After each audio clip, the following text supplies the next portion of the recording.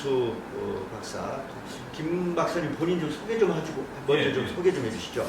저는 김기태 교수님하고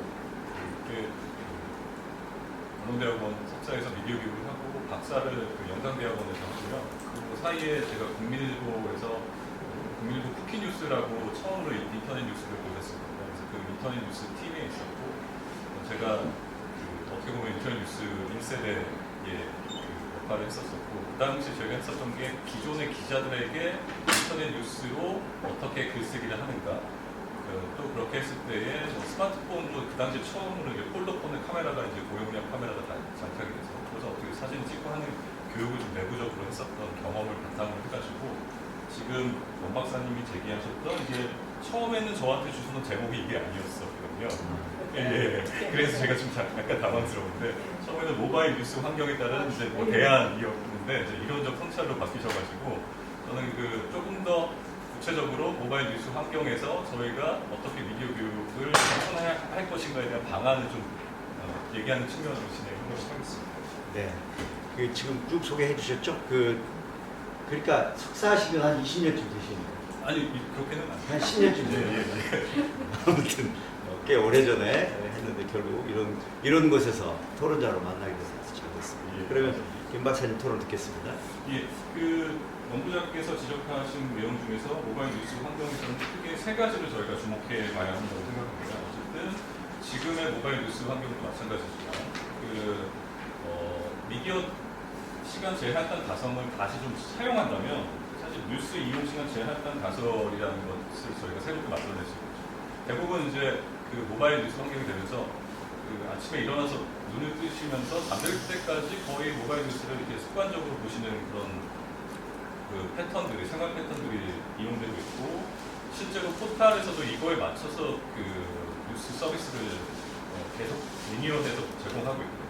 그래서 출근 시간대에 볼만한 뉴스, 그 다음에 가정에서 아니면 중간중간에 사무실에서 볼만한 뉴스, 그 다음에 마지막에 퇴근할 때 볼만한 뉴스, 혹은 또 엔터테인먼트를 위한 뉴스, 주말 뉴스 이런 섹션들로 다 조정을 하고 있는 걸로 제가 알고 있고 그 다음에 아시는 것처럼 이제 소셜 미디어를 통한 새로운 뉴스 형태들이 계속 나오고 있습니다.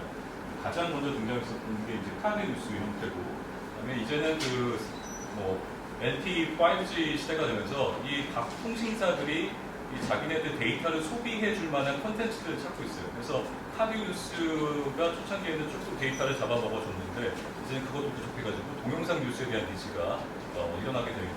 사실은 이게 이용자들이 자기가 데이터들을 3기가, 5기가, 7기가 이렇게 받았는데 그것을 한 달에 다 소비하지 못하는 것에 대한 것들을 해소하는 방향으로서 정책적으로 이런 것들을 같이 제공하고 있는 것도 좀 나타나고 있는 현상이고요.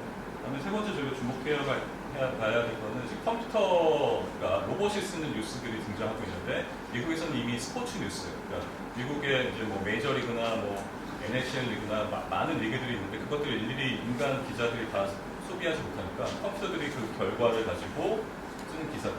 증권에서는 이미 국내에서도 이 로봇 기사들이 등장하고 있습니다. 그래서 하단에 보시면 이 기사는 로봇에 의해서 쓰여진 기사입니다라고 나오는 증권 기사들이 계속 나오고 있는 거죠. 이게 이제 모바일 뉴스 환경이라고 저는 이제 생각을 했었고 저희가 주목해야 할 내용이라고 봤었고요. 따라서 미디어 정보 리터러시라고 표현하는 것이 저희가 이제 정보 기술이라고 했을 때 ICT라고 표현하는 거를 차용한다면 미디어 정보 리터러시라고 표현하는 것이 훨씬 더 포괄적인 개념으로 받아들여질 수 있다고 생각합니다. 그다음에 연구자께서 제시하셨던 것 중에 첫 번째로 이제 가짜 뉴스와 편향 뉴스를 어떻게 구분할 것인가라고 했을 때 사실 저희가 가짜 뉴스라고 얘기할 수 있는 것은 거의 없고 지금 오히려 편향 뉴스, 그러니까 확증 편향 뉴스라고 얘기하는 측면이 맞을 것 같은데요. 그렇기 때문에 아까 나왔던 저희가 고민해야 됐던 각 언론사의 뉴스 편집 방향이라던가 사주와의 관계라던가 기존의 언론사들이 가지고 있었던 히스토리라던가 그런 것들이 다 이런 형태로 저희가 나오고 있는 것 같고요. 소담론이 거대 담론으로 하향식이 상향식 커뮤니케이션으로 변하는 것이 저는 오히려 이것이 정말 민주시민, 민주사회에서의 바람직한 뉴스 개념인 것 같습니다. 최근에 저희 유치원 사태를 보더라도 이 작은 아이의 문제들이 큰 문제, 전체 구조 사회의 문제로 확대 해석될 수 있다는 것을 다 보여준 케이스도 있고요. PC방 문제도 마찬가지고 이런 이런 것들이 이제 보다 올바른 그 미디어 환경이라고 생각하고 그 전까지 저희가 미디어나 저널리즘이라고 했을 때 너무 거대 담론만 얘기하지 않았었을까라는 생각이 좀 들고요. 이제 바뀌어야 된다고 생각하고 정의원의 그 주장 저널리즘 시대에서 그 게이트 워칭 과정을 해야 한다라는 주장을 저는 주목해서 그것을 조금 방안적으로 후에 얘기하고자 합니다. 마찬가지로 미디어 리터러시의 개념에서 민주시민 사회와의 연결한 고리들이 계속 이제 그 외국 학자들에서도 나오고 이제 국내에서도 아마 이런 연구 논문들이 계속 진행이 될 거라고 생각을 하고요. 결국은 저희가 이 미디어 리터러시 교육을 하는 이유 중에 하나가 민주시민 사회로서의 기본 소질, 기본 함양을 구축하는 측면이 저희가 철학적인 방향이라든가 그런 측면을 가져가는 것이 맞다고 저는 생각을 합니다. 처음에 저한테 주셨던 제목은 교육 방안 대안이셨거든요. 그래서 그거는 이제 넘어가고요. 그래서 실질적으로 저는 이것을 교육 프로그램으로 녹이면 어떻게 할 수 있을까 좀 대안적인 방안으로 제시하고자 합니다. 왜냐하면 제가 그 언론사 기자들한테 어떻게 인터넷 뉴스를 만드는지를 교육했었던 입장이고 또 그 생산 과정에 있었던 입장이기 때문에 이 게이트 워칭 과정을 보면은 뉴스 생산하는 과정에서의 편향 뉴스가 나올 수밖에 없는 구조들이 진행이 되고 있거든요. 그래서 그 점을 얘기하면은 실질적으로 모든 그 모바일 뉴스 환경에서 모든 뉴스는 서버에 보관이 되어야 됩니다. 실제로 모든 뉴스들이 서버에 보관이 되지 않습니다. 여러분이 하물며 1년 전의 기사를 다시 검색해 보더라도 서버에서 이미 삭제된 기사라고 나오는 경우가 너무 많습니다. 이게 법제화되지 않고 제도화되지 않는 거거든요. 최소한 특히 1보, 2보, 3보라고 표현되는 기사들 같은 경우에도 1보, 2보를 찾아볼 수 없는 형태들도 많이 나와 있습니다. 그 다음에 원문 기사 자체가 수정돼서 올라갔는데 그것이 수정될 여부도 밝혀지지 않은 채 서버에 남겨져 있는 거죠. 그러면 이게 실제로 그들이 가짜 뉴스였는지 편향 뉴스였는지에 대한 저희가 나중에 법적으로 뭐 이렇게 논의를 한다거나 했을 때 증거를 찾을 수 없게 되는 케이스를 맞이하게 되는 거죠. 그래서 반드시 이 원문 서비스를 서버 기간에 일정 기간 보관을 해야 되고, 근데 작은 언론사들이 이걸 하지 못하는 게 서버 비용이 문제가 된다.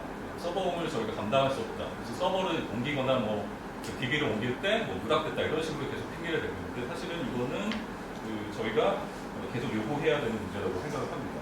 그다음에 두 번째 뉴스 리터러시 교육자와 연구자를 위해서 뉴스 생산 과정에 대한 교육도 실시되어야 된다고 생각합니다. 그래서 지금 모바일 뉴스 시대에 더불어서 저 밑에 보시면 모바일 뉴스 제작의 교육을 예로 든다면 모바일 기기를 통해서 사진과 동영상, 기사 작성, 그다음에 각각의 기사 내용에 하이퍼링크를 붙여가지고 이것이 어디에서 온 소스인가를 정확하게 쓰는 모바일 뉴스 제작 방식 같은 것들을 저희가 교육 방안으로 한번 마련해 볼 수 있을 거라고 생각을 하고요.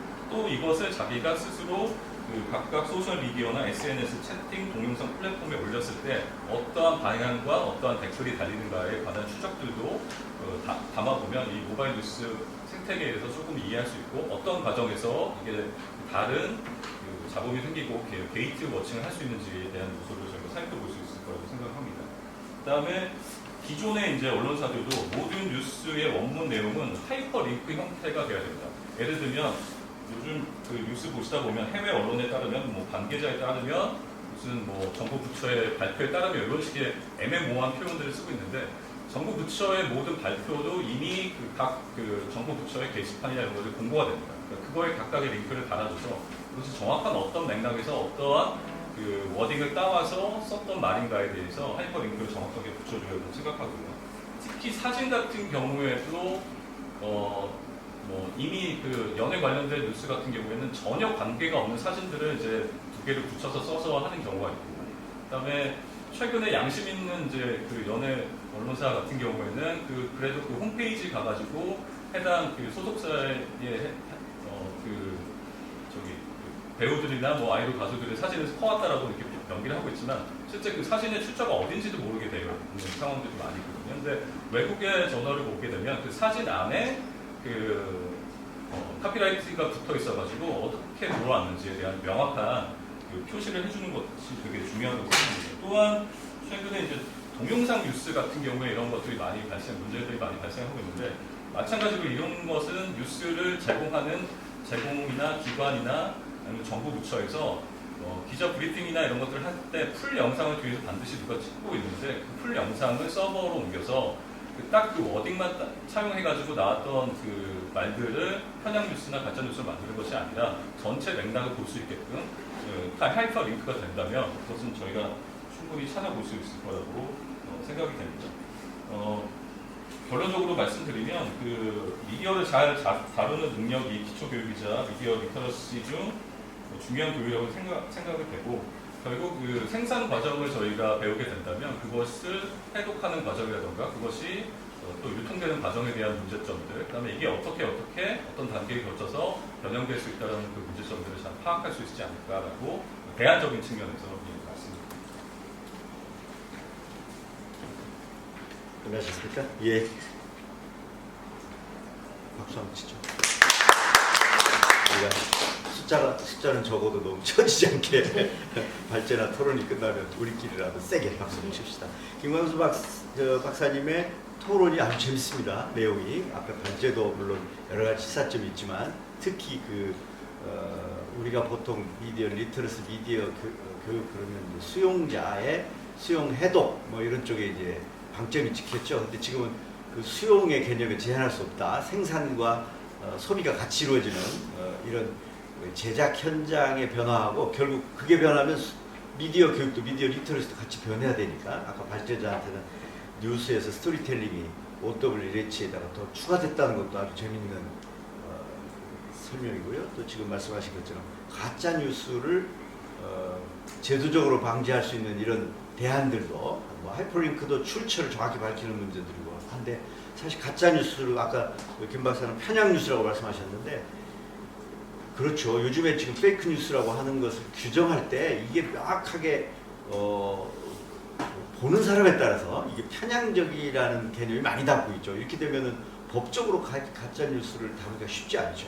편향이라는 거는 보는 사람에 따라서는 자기한테는 또 편향이 아닐 수도 있기 때문에 그래서 이런 문제들이 다 같이 거론된 그런 토론이 아닌가 싶습니다. 나중에 이제 답변이나 코멘트는